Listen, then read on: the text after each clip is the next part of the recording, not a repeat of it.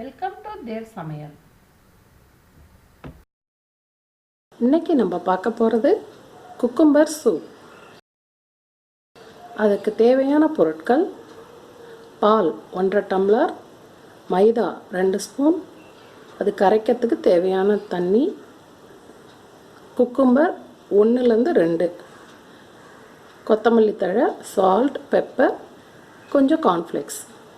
இப்போ எப்படி செய்யலான்னு பார்க்கலாமா? இப்போ பாலை காய்ச்சிக்க போகிறோம்.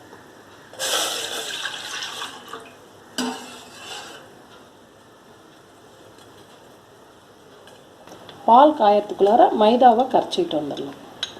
இந்த ஸ்பூனால் 2 ஸ்பூன் மைதா போட்டு தண்ணி ஊற்றி கரைச்சி வச்சுருக்கேன். இந்த அளவு கரைச்சி வச்சுக்கோங்க.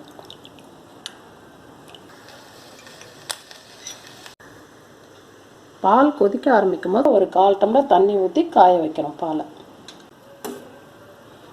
இப்போ பால் நல்லா கொதிக்குது. இப்போ கரைச்சி வச்ச மைதாவை சேர்த்துறோம்.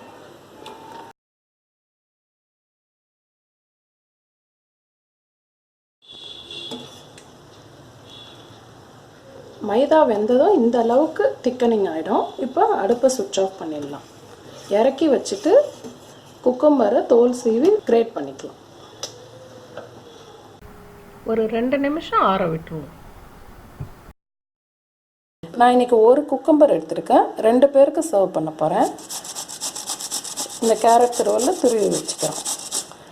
எப்பயும் சூப்பு பால் அதை கொதிக்க வச்சு ஆற வச்சுட்டு தான் இந்த குக்கும்பர் போடணும். சூடில் போட்டால் கசந்துடும்.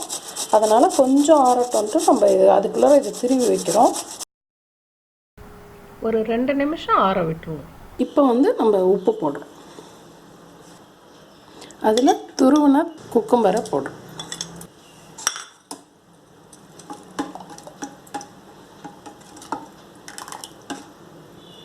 இன்னும் குக்கும்பர் பிடிக்கிறவங்க இன்னும் கொஞ்சம் கூட துருவி போட்டுக்கலாம். நான் திட்டமாக இருக்குன்றதுக்காக போட்டிருக்கேன்.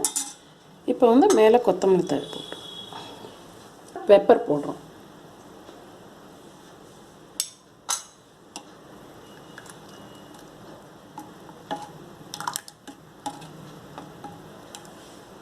இப்போ சர்விங் பவுலுக்கு மாற்றிடுவோம். பெப்பர் பவுடர் போட்டதும் உடனே சர்விங் பண்ணிடுங்க, இல்லைன்னா கொஞ்சம் சிறு கசப்பு வந்துடும்.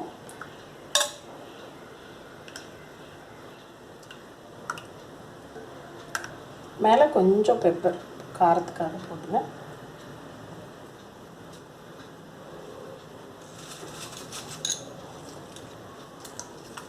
கொஞ்சம் கார்ன்ஃப்ளேக்ஸ் போட்டு. இது நார்மல் சூப்பு மாதிரி தண்ணியாக இருக்காது. இது கொஞ்சம் செமி சாலிடாக இருந்தால் தான் இது டேஸ்ட்டாக க்ரீமியாக இருக்கும். இப்போ சுவையான குக்கும்பர் சூப் தயாராகிடுச்சு. ட்ரை பண்ணி பாருங்கள். லைக் பண்ணுங்கள், ஷேர் பண்ணுங்கள், கமெண்ட் பண்ணுங்கள், சப்ஸ்கிரைப் பண்ணுங்கள், பெல் பட்டன் அழுத்துங்க. தேங்க்யூ.